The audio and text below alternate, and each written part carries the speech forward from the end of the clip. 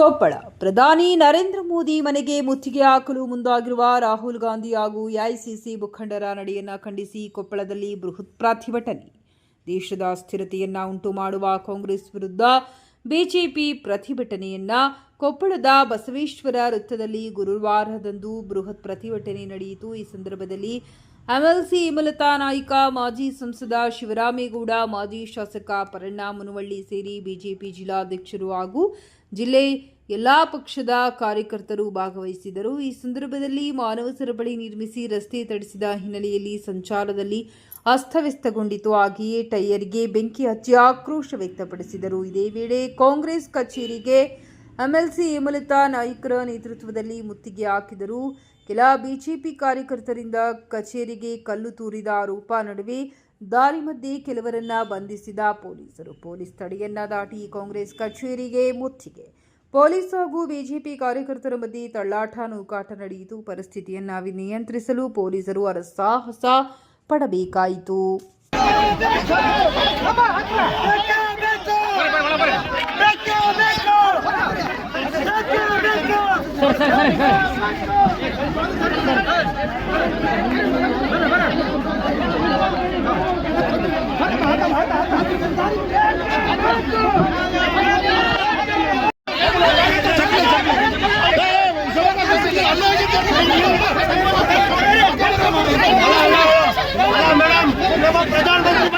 प्रधानमंत्री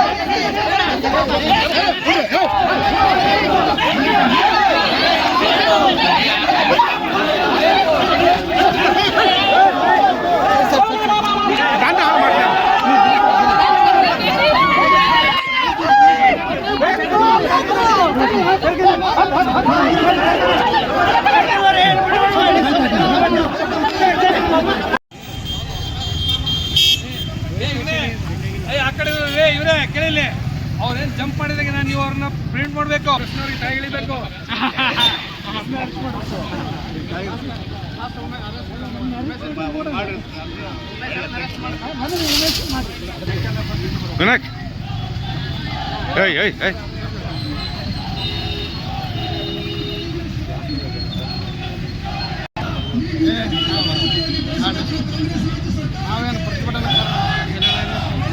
ತಯ್ಯಣ್ಣ ಬಸ್ಸಲ್ಗ ಬೇಕಡೆ ನೀರು ಬರುತ್ತೆ ಹೋಗ್ಬೇಡ ರವಿ ಕೈ